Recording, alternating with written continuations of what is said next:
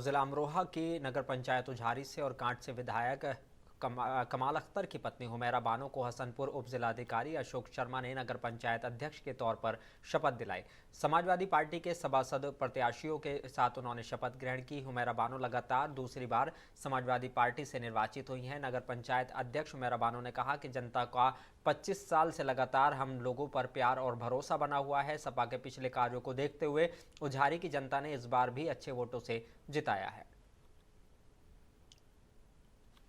अपने भाइयों की, बहनों की, सबकी गुलामी, पूरी उझारी की गुलामी कमाल अख्तर करेगा।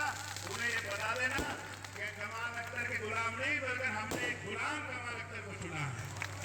और एक बात और बताता हूँ, लोग और एक बात कहते हैं, जो उन्हें वोट देगा तो वो बिताने पे देगा, और जो कमाल अख्तर को वोट देगा वो नोट में देगा। ये प्रचार किया जाता है। तो इसलिए मैं ये बताना चाहता हूं कि कमाल अख्तर ने अपनी जिंदगी के अंदर कभी किसी से 5 पैसे की कोई रिश्वत या कोई दलाली नहीं ली। कमाल अख्तर ने कभी किसी का दिल नहीं दुखाया, किसी के साथ अन्याय नहीं किया। मैं सिर्फ आपसे इतना कहना चाहता हूं, तो इस तरह के लोग हैं, आप उनकी बात इस कान से सुनिए और इस कान से उतारिए। आपने कमाल अख्तर को, उसके परिवार को हमेशा मोहब्बत दी है और हमेशा आपकी